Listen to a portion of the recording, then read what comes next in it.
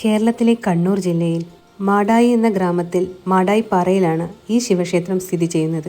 അതിമനോഹരവും വിശാലവും ജൈവ വൈവിധ്യങ്ങൾ കൊണ്ട് നിറഞ്ഞതുമായ മാടായിപ്പാറയുടെ ഒരു വശത്ത് മാടായിക്കാവ് തലയുയർത്തി നിൽക്കുന്നു.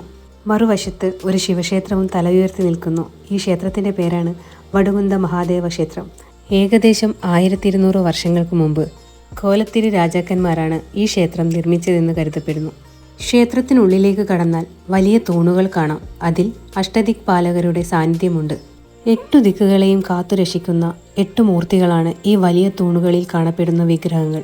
കിഴക്ക് കിഴക്കിൻ്റെ അധിപനായ ഇന്ദ്രൻ, തെക്ക് തെക്കിൻ്റെ അധിപനായ യമൻ, വടക്ക് വടക്കിൻ്റെ അധിപനായ കുബേരൻ, പടിഞ്ഞാറ് പടിഞ്ഞാറിൻ്റെ അധിപനായ വരുണൻ, വടക്ക് കിഴക്കിൻ്റെ അധിപനായി ഈശാനൻ, വടക്ക് പടിഞ്ഞാറിൻ്റെ അധിപനായി വായു, തെക്ക് കിഴക്കിൻ്റെ അധിപനായി അഗ്നി, തെക്ക് പടിഞ്ഞാറിൻ്റെ അധിപനായി നിരീതിയും. ലോകപാലകരായാണ് ഇവരെ കണക്കാക്കുന്നത്. ഇവിടെ മഹാദേവന്റെ സ്വയംഭൂഭാവമാണ്. തൊട്ടടുത്തായി ഗണപതിയും ഉണ്ട്. ശൈവഭൂത ആരാധനയും കൂടാതെ ഉപദേവതയായി ശാസ്താവും ഉണ്ട്. പച്ചപ്പിന്റെ മഹാസൗന്ദര്യം പേറിക്കൊണ്ട് മാടായിപ്പാറ വീണ്ടും അത്ഭുതങ്ങൾ ഒരുക്കുകയാണ്.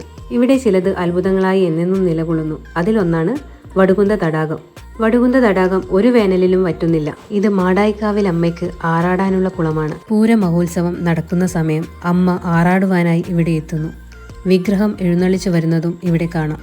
കുളവുമായി ബന്ധപ്പെട്ട് മറ്റൊരു ഐതിഹ്യം, ദാരിക നിഗ്രഹം കഴിഞ്ഞ രൗദ്രഭാവത്തിൽ വന്ന തന്റെ മകളെ ശാന്തയാക്കാൻ മഹാദേവൻ തന്റെ ശൂലം കൊണ്ട് കുത്തിയതാണ് ഈ തടാകമെന്നും മറ്റൊരു ഐതിഹ്യം.